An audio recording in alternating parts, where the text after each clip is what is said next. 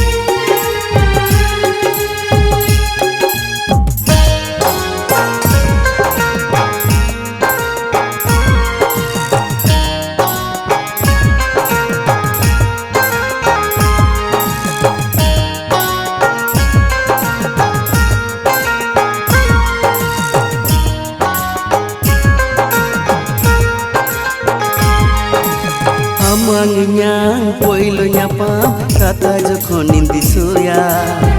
ama alana mutun gate inyele nyama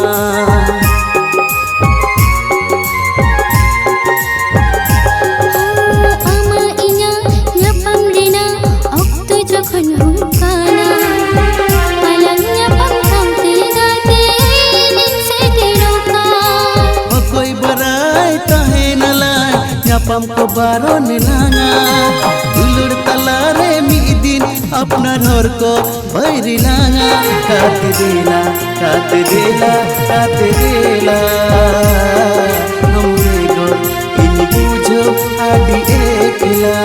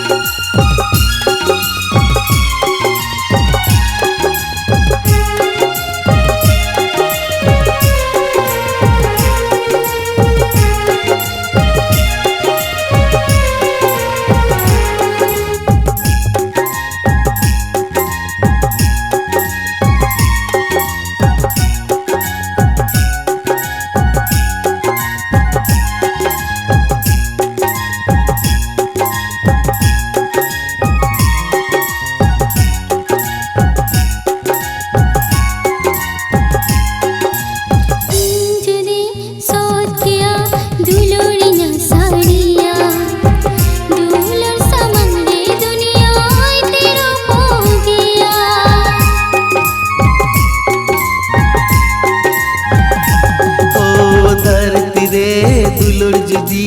कोई तो बांकाना कौन सा गिन काते साजा चिदा इयामा इनको ते हालंग गुचो कनालंग नुमकते हालंग गुचो का गुचो जुदी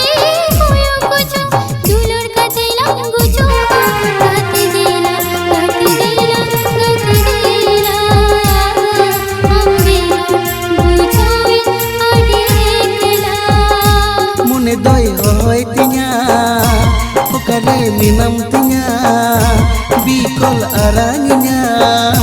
bacum ajum tinya kate dela हमरे गोर बुझो हाडी एकला।